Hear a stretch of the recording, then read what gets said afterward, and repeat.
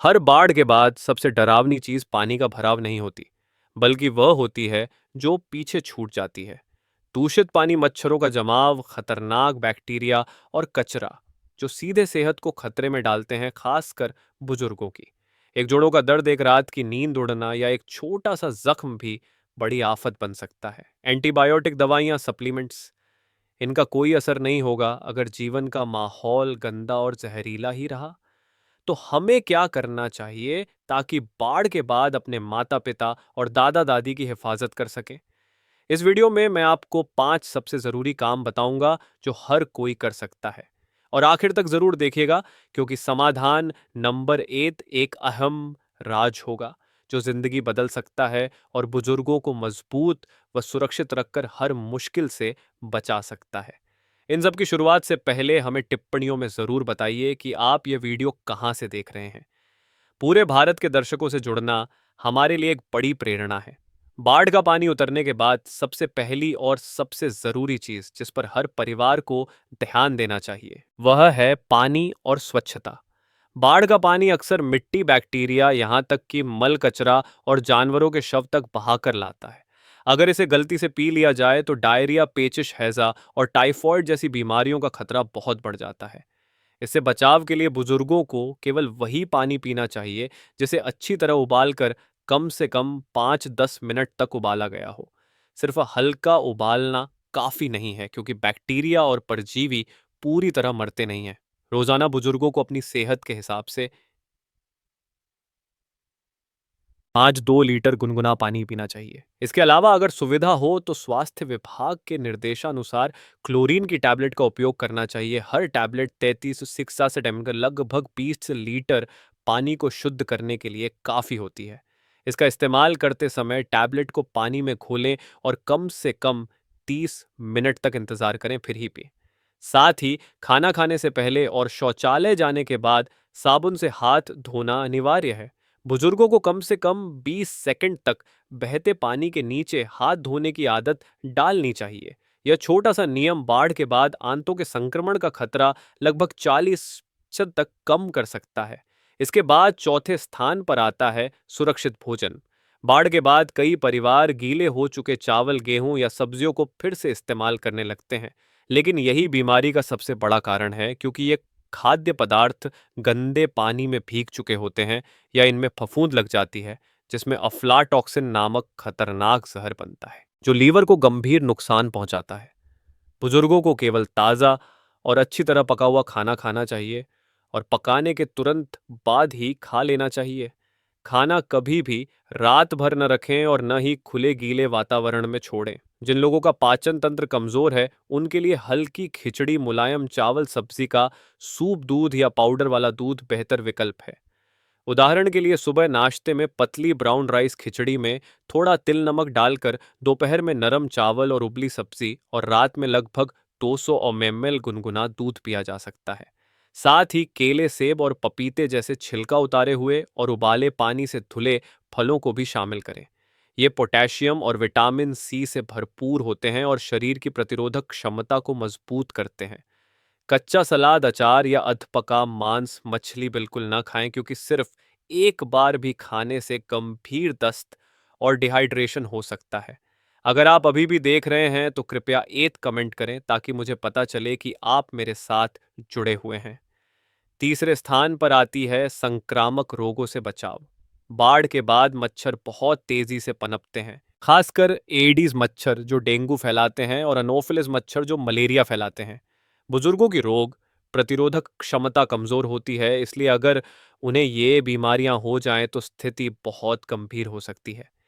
इसीलिए हर परिवार को मच्छरदानी जरूर रखनी चाहिए और बुजुर्गों को हर रात मच्छरदानी के अंदर सोना चाहिए। इसके अलावा शाम को 10 बाई 20 डीट वाले मच्छर रोधी क्रीम को त्वचा पर लगाएं। हर हाथ पर बस एक मटर के दाने जितनी मात्रा काफी होती है और इसे 6-8 घंटे के अंतराल पर दोबारा लगाया जा सकता है। अगर त्वचा पर कोई घाव है तो उसे तुरंत नमक वाले पानी या उबले और ठंडे किए गए पानी से धोना चाहिए। फिर सूखे पट्टी से ढकना चाहिए और कम से कम दिन में एक बार पट्टी बदलनी चाहिए। एक छोटा सा घाव भी अगर संक्रमित हो जाए तो खतरनाक फोड़ा बन सकता है। जिन क्षेत्रों में टीकाकरण कार्यक्रम चल रहे हों वहां बुजुर्गों को टिटनस, हेपेटाइटिस ए या हैजा जैसी वैक्सीन जरूर लगवानी चाहिए। एक टीका उन्हें गंभीर संक्रमण से बचा सकता है। और आखिर में दूसरे स्थान पर आती है पुरानी बीमारियों की देखभाल, जो बुजुर्गों के लिए बेहद जरूरी है। बाढ़ के बाद आवाजाही मुश्किल हो जाती है, दवा की दुकानें बंद हो सकती हैं, इसलिए दवाइयों का स्टॉक और सुरक्षित रखना अनिवार्य है। हाई ब्लड प्रेशर वाले बुजुर्गों को डॉक्टर द्वारा लिखी गई दवाइयां जैसे एम्लोडाइपाइन या इनालाप्रिल समय पर लेनी चाहिए।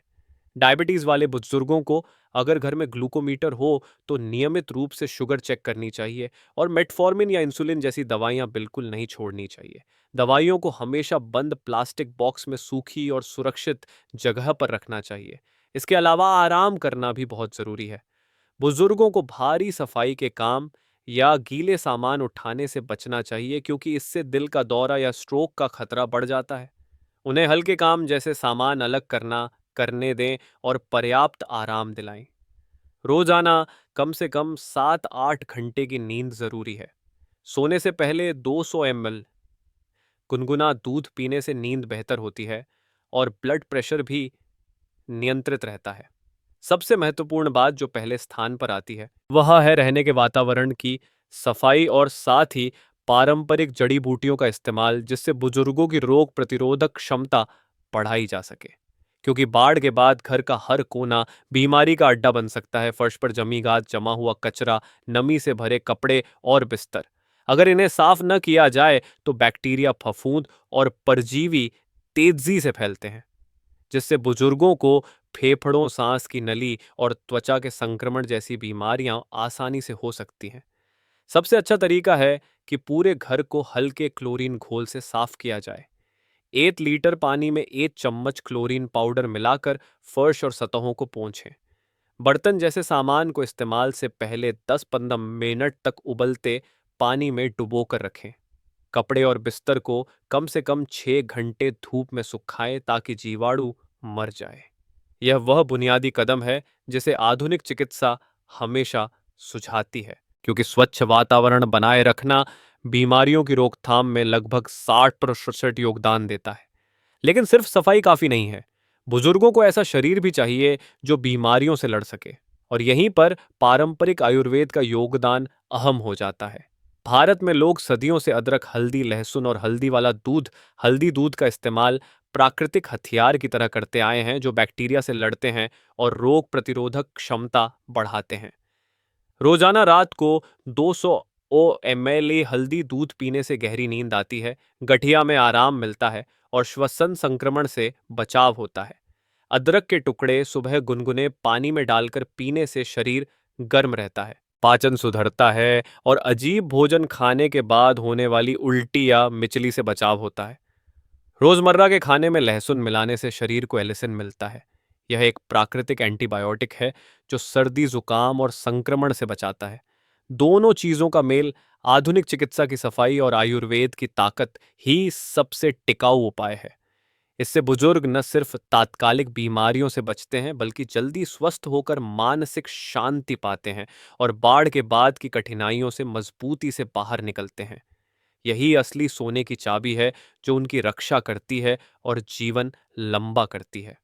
पंजाब में लुधियाना, पटियाला और रूपनगर जैसे कई जिले पानी में डूब गए थे।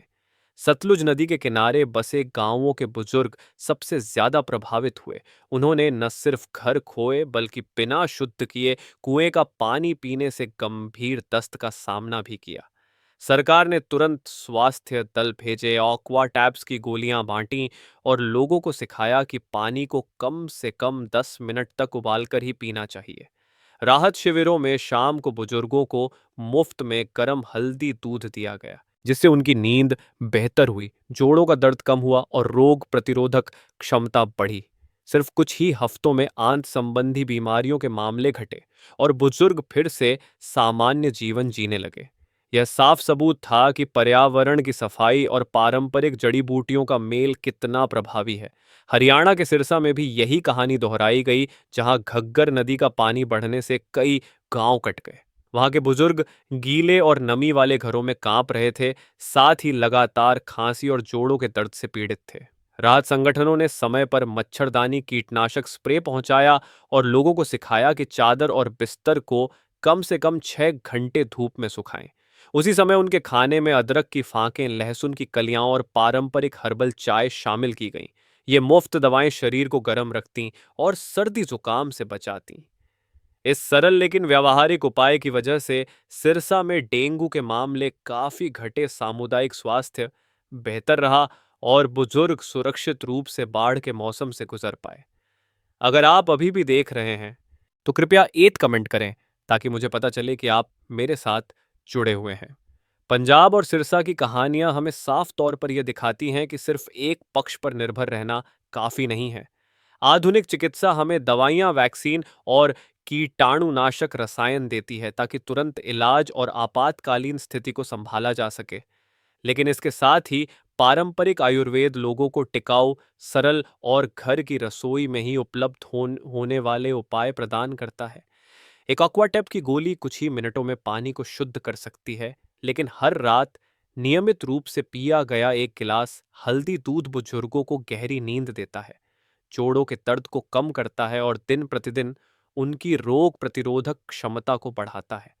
अगर तुलना करें तो आधुनिक चिकित्सा उस छाते की तरह है जो अचानक हुई बारिश से बचाता है, जबकि आयुर्वेद उस जड़ की तरह है जो पेड़ को गहराई से पकड़कर लंबे समय तक मजबूत बनाता है। जब दोनों का मेल होता है तो बुजुर्ग न सिर्फ बाढ़ के बाद फैलने वाली बीमारियों से बचते हैं, बल्कि मानसिक और शारीरिक स्थिरता भी बनाए रखते हैं। पंजाब में वाव क्लोरीन बांटने के साथ पारंपरिक पेय देने से दस्त के मामलों में तेजी से कमी आई।